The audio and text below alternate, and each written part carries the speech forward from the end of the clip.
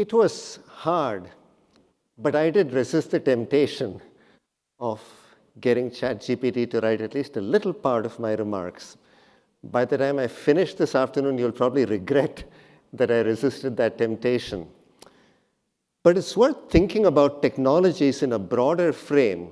And as some of the previous speakers said, we can learn a lot from history as we evaluate technologies. So it's worth thinking about what are the frames of reference that we need to evaluate new technologies. Now, new technologies, almost by definition, are very exciting. They also create some fear, some uncertainty, and generally result in speculative frenzies. But as we think about a broad set of technological changes that have really made a difference, one can go back to thinking about the combustion engine, railroads, more recently, the world of cryptocurrencies. As we think about these, it's worth thinking about one way of characterizing different technologies. Do they really transform things in a fundamental way? And a different way of asking that question is, do they create new products, new services, new ways of doing things? Or do they simply make it more efficient to do existing forms of business and make existing products and services somewhat better? This frame is very useful as we think about a variety of technologies. And since we are at the Singapore FinTech Festival, perhaps it's worth comparing what we see in the world of FinTech, and especially the cryptocurrency revolution, and line it up with AI. Now, the parallel is certainly not exact because cryptocurrencies at some level were meant to transform the world of finance.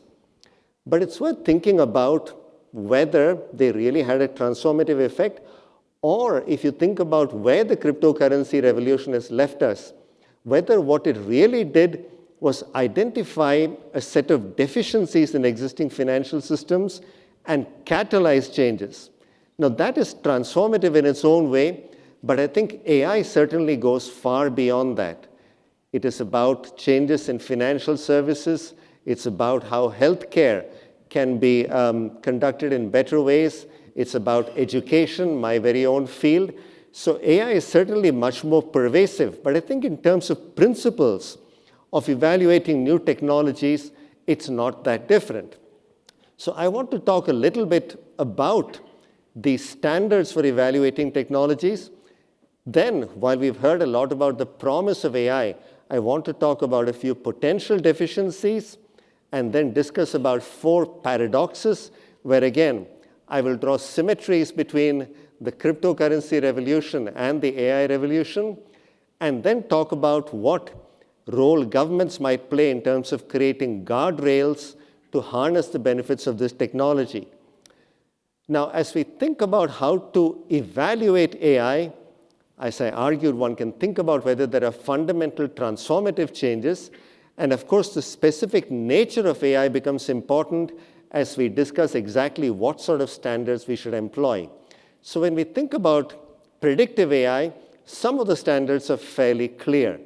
One can think about accuracy, perhaps reproducibility of certain results. If you think about using AI in consumer service, the latency of the responses that you get from AI. So it's a much more well-defined set of criteria where you can have specific quantitative benchmarks. Things become a little more complicated when we think about generative AI, because now we're talking about new content, about new products perhaps, about new services. And this element of creativity is almost inherently much harder to evaluate and judge. And then there is this other question about whether there is a potential way of scaling and thinking about, in a quantitative way, what role these new products and services or new inventions can create in terms of welfare for us as consumers, as businesses, perhaps even as governments. So if you think about the healthcare field, certainly finding a new cure or a new way of combining certain chemicals in order to create a new chemical, that certainly is something that generates much more well-defined benefits. But if you think about, perhaps creating a new piece of art, a new piece of music, those are remarkable inventions. But what is the right standard now? At one level, when we think about, recreating a particular picture, yes, the reproducibility becomes a clear criterion. But when you're creating something completely new, that becomes difficult. And then there is a much harder question about whether there is anything intrinsic in terms of generative AI that can match values as we see them. Now, AI and most technologies are inherently value-free. But essentially, we are asking AI, when we think about self-generating mechanisms, when we think about corrective learning mechanisms built into AI, we are asking them to essentially evaluate themselves against value structures that we humans sort of have embedded in our psyches, but are not written in any form that an algorithm can really learn. And this strikes me as a potential problem, because if we have technologies that are let out into the world that really can transform and create new things, but there is no way in which one can think about the value or values embedded in those new creations, that becomes a bit of a problem. And this comes to the issue of the sort of deficiencies that I see that we should think about as we consider the world of AI. And here again, there are some parallels with the world of cryptocurrencies. One of the interesting issues as we think about the world of cryptocurrencies is that blockchain technology is at some level marvelous.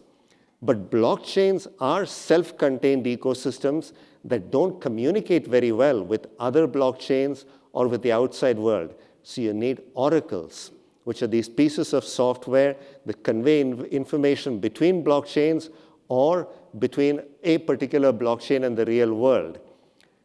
And that is a vulnerability. It takes the very nice, secure world of a blockchain and exposes it to external vulnerabilities. There is an analogy here when we think about generative or predictive AI. We've already talked in previous sessions about how the sort of data that you feed into AI programs can determine what you get out of them. And that, again, is a problem because that intrinsically creates a filter where the right sort of data can give you the right sort of answers, but therein already are embedded certain value judgments about what sort of data you use, who provides the data, how those data are used, and so forth. As we think about other elements of both predictive and generative AI, here again, there are concerns about whether there is a substitute for human intelligence in some form. Now, in my own field, in education, we are beginning to see ChatGPT beginning to play an important role. And when I look at my students' papers, I don't stop them from using ChatGPT. And certainly, they seem to be writing much clearer papers, ones that I can actually understand that are not, filled with errors. And maybe that's not such a bad thing. But what I worry about is whether this affects critical thinking. Now, one can argue that one can, as human beings, do the critical thinking on one's own and then leave the unexciting stuff, the writing up of those ideas, maybe the polishing of those ideas to GPT. But then what I found in my own experiences when I'm standing before you, thinking about how I convey these ideas to you, that's what forms my ideas. It's when I write down certain ideas that forms those ideas. So now when my students think they can use ChatGPT and cordon it off from the critical thinking, I worry that that doesn't happen because it is the process of writing, it is the process of articulation of ideas that really forms those ideas. So I think there are some dangerous issues here as we think about where this will lead us. And, I've been helping my younger daughter with a SAT preparation, and it's a standardized test, the SAT, which is used in college tests in the US. And, she can solve linear equations in her head. But now the SAT allows you to use calculators, and I ask her, what is 29 by 4? And she flounders. Well, I ask her, what is 19 by 4? She flounders. Maybe that's not a problem. She's going to have a calculator for the SAT. But it takes away the notion of saying if I see a number like 29 by 4 and the answer is 35, that is clearly wrong. Or if that number, if the answer is 10, that is clearly wrong. She doesn't quite have that sense, and that critical evaluation of what we see from the programs might also be lost if we stop using our critical thinking and instead surrender some of that to ChatGPT. This is not to say that it doesn't have a role, but I worry about the road it is taking us down. I spoke about paradoxes. What are these paradoxes? And here again, there is an interesting parallel with the cryptocurrency world, which is what we would have been talking about last year if ChatGPT had not emerged on the stage. One of the issues is related to whether we have actual decentralization. The whole point of decentralized finance was allowing decentralization to take place, and ChatGPT at one level levels the playing field among different companies. Startups can easily play an important role. You could well have individuals starting to use ChatGPT in an effective way. Low-income countries can start competing. But the reality that we're seeing is that, in fact, you get a lot more centralization, and what you see happening in the cryptocurrency world is that a lot of what works very well is actually very centralized. Stable coins, exchanges, and so forth. And I worry again that if you think about decentralization and that taking us away from concentration, in fact, we could get to a world, and I think this came up in the previous session, that you could have OpenAI essentially dominating the field. So again, rather than decentralization and more competition, you end up with much more concentration. And another paradox is that of trust. Bitcoin and the cryptocurrency revolution was intended to take us away from institutionalized trust.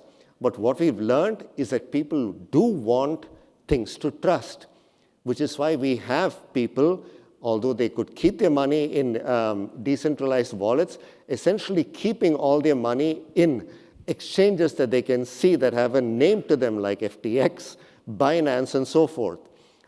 We see much more centralization of various forms of trust, even when it comes to trading cryptocurrencies. And ChatGPT and AI more generally have this potential of changing trust. Now, one might argue that they can actually build trust, but equally well, one can imagine a world where they end up making it much harder to trust anything. And again, this came up in an earlier session, so they could actually end up undermining trust and making it much harder for societies to function in a reliable way. And yet another paradox is that many of these technologies are meant to reduce the power of governments, big corporations, and that's not what we are seeing in the world of finance. If you think about where finance has led us, ultimately it is central banks issuing their own digital currencies, stable coins where essentially specific companies issue those currencies, and where the trust again comes from their reliance on fiat currency backing. And all of this makes large corporations, governments have even more pervasive influences in our life. And potentially one can think about AI taking us down a similar road, where essentially it makes it much harder for us to escape this intrusion in our lives from governments, from corporations, and so forth. So I think these paradoxes, again, I don't want to oversell them, but I think one of the lessons I've learned as I look at different technologies, including most recently cryptocurrencies, is that the notion that technology can police itself, can take care of the problems it creates if you leave it to itself, that is not really a tenable proposition. Which brings up the role of governments and what role they are going to play. Now, we've had a lot of discussion about what governments should be doing, and we do hear about innovators, entrepreneurs saying they want more regulation, and usually this comes up in the notion of regulatory clarity. And we've seen this time and time again. What regulatory clarity often seems to mean is the conveyance of legitimacy to the new technology with relatively light touch regulation so that the technology can prosper. Now, I think for regulators, especially enlightened regulators who view these technologies as potentially having a useful purpose in society and want to create guardrails, we talked about the do no harm approach. I think when we think about new technologies, they inherently come with risks. So the notion of do no harm perhaps should be replaced with manage the harm or contain the harm. Because there is going to be some harm. The question is whether it has systemic consequences or if the consequences of those risks fall on those who are least able to absorb those risks. If you think about the cryptocurrency revolution again, investor protection was very important because you have a lot of naive, unsophisticated retail investors taking on risks that they shouldn't be. If it was more sophisticated investors, many of the venture capitalists who we've had on stage, taking on these risks, I don't think that's a fundamental problem unless there are systemic consequences. Now, the other reality is that we're going to have to think about governance issues not at the national level, but at the global level. And this brings up, again, a whole host of questions. Certainly, we've had a lot of progress in terms of specific jurisdictions moving forward in AI regulation. We have the EU in particular moving forward, and their moves are spoken about quite favorably by previous speakers. The US has just issued, the Biden administration has issued the executive order on safe, secure, and trustworthy AI. We have a number of other jurisdictions beginning to undertake moves on the regulatory front. But the reality is that we're going to need a global governance architecture. And that, as with any issue related to global governance, brings up a host of complications. Who gets to write the rules? Who gets to be at the table when the rules are written? And who gets to enforce the rules? Now, these are issues that are complicated in every aspect of global governance, and I think AI is no exception to that rule. And this is going to get complicated because there are many issues related to geopolitical tensions which are rampant around us that feed into this as well. Now, certainly the Bletchley Park meeting was a success at one level, but I suspect that once we start seeing the specifics of these regulatory efforts coming into play, tensions will start arising. So there is going to have to be a concerted attempt for us to bring together these different regulatory threads. So rather than fragmentation, we have a much more cohesive regulatory structure. Now, as we think about AI, one of the issues is that, as I argued, it is value-free. It is also neutral in terms of the way it looks at different technologies. And one of the benefits, certainly, of AI is that it does not have the sort of pettiness, the prejudices, the tribalism that characterize us as human beings, especially when we start thinking about this as a cross-national level. So maybe, and this is a good note to close on, maybe even if we think about these governance problems that I spoke about that seem intractable, maybe what we really need is AI that will get us out of this and into a better state of the world. Perhaps, but that's where I hope we can have something to look forward to. Thank you.